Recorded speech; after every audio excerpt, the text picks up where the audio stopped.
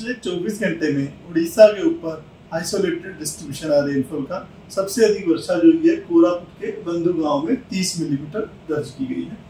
Maximum temperature की बात करें तो हाईएस्ट टेम्परेचर बोध में 41.9 डिग्री सेल्सियस दर्ज किया गया है, भुवनेश्वर में 35.9 डिग्री सेल्सियस और कटक में 35 डिग्री सेल्सियस मैक्सिमम टेम्परेचर दर्ज किया गया है। अन्य जगहों में झारसुगुड़ा में 40.2, मलकानगिरी में 40.1 और तितलागढ़ में 40 डिग्री सेल्सियस दर्ज किया गया तापमान।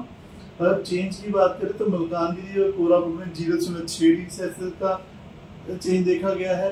अनुगुल में नीचे गिरा तापमान 5.6 डिग्री सेल्सियस नीचे रहा है एल्चर में भी -4 से 2 डिग्री सेल्सियस चेंज देखा है। भुवनेश्वर में -0.9 का और कटक में -1.4 डिग्री सेल्सियस का चेंज ऑब्जर्व किया गया है। अब बात करें सामान्य से तापमान कितना ऊपर या नीचे है। गोपालपुर का जो तापमान है सामान्य से 2 डिग्री सेल्सियस ऊपर चल रहा है, पारादीप का 1.8 डिग्री सेल्सियस ऊपर है, वहीं बारीपदा में 3.3 डिग्री सेल्सियस नीचे चल रहा है। बालासोर में -2.3 डिग्री सेल्सियस तापमान है, नीचे जो है डिपार्चर भुवनेश्वर में -1.6 डिग्री सेल्सियस और कटक में -2 डिग्री सेल्सियस का डिपार्चर ऑब्जर्व किया गया है आज।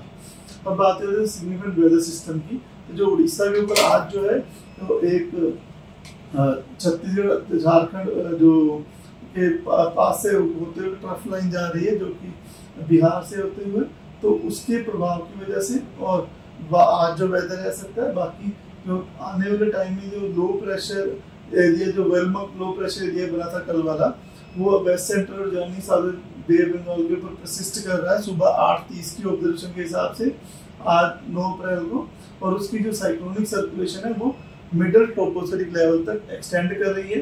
यह जो सिस्टम है अगले 12 घंटे में वेस्ट सेंट्रल बे बंगाल के अंदर नॉर्थवर्ड मूव करने की संभावना रख रहा है। उसके बाद और एक वेलमा लो प्रेशर एरिया बना रहेगा और उसके बाद के 24 घंटे में जो यह रिकर्व करेगा नॉर्थ ईस्टवर्ड डायरेक्शन में, और यह कमजोर हो जाएगा धीरे धीरे और सेंट्रल बे बंगाल के ऊपर आएगा। ये जो है सिस्टम की जो पोजीशन, तो हमारे उड़ीसा के ऊपर सिस्टम का ज्यादा प्रभाव नहीं रहेगा, फिर भी जो वार्निंग जो है कुछ डिस्ट्रिक्ट में दी गई है। आज डे 1 में जो हमारे सुंदरगढ़, क्योंझर, मयूरभंज, कोस्टल उड़ीसा के डिस्ट्रिक्ट, रायगढ़, कोरापुट, मलकानगिरी, इन डिस्ट्रिक्ट्स में थंडरस्टॉर्म विद लाइटनिंग और gusty service speed 30 to 40 km रह सकती है। लाइट टू मॉडरेट रेनफॉल होने की संभावना है, इसकी वजह से येलो वार्निंग दी गई है। इसी प्रकार 10 तारीख को कल जो हमारा कोस्टल उड़ीसा और नॉर्थ इंटीरियर उड़ीसा में बालगढ़ को छोड़ के बाकी जितनी जगह वहाँ गस्टी स्पीड 40 to 50 km रहने के लिए येलो वार्निंग दी गई है और थंडरस्टॉर्म में लाइटनिंग होने की संभावना है। और जो हमारे साउथ उड़ीसा के जो डिस्ट्रिक्ट हैं जिसमें कंधमाल, कलांडी, रायगढ़, नवरंगपुर, कोरापुट, मलकानगिरी, यहाँ पर भी गस्टी सर्विस स्पीड 30-40 km रहने की संभावना है और आइसोलेटेड थंडरस्टॉर्म में लाइटनिंग हो सकती है। और इन जगहों पे जो रेनफॉल है वो लाइट टू मॉडरेट हो सकती है। तो हमारा नॉर्थ उड़ीसा में और साउथ कोस्ट उड़ीसा में स्कैटर्ड डिस्ट्रीब्यूशन रहने की संभावना है और जो बाकी जगह पे साउथ इंडियन की जो डिस्ट्रिक्ट वहाँ आइसोलेटेड डिस्ट्रीब्यूशन रहने की संभावना है 10 तारीख को।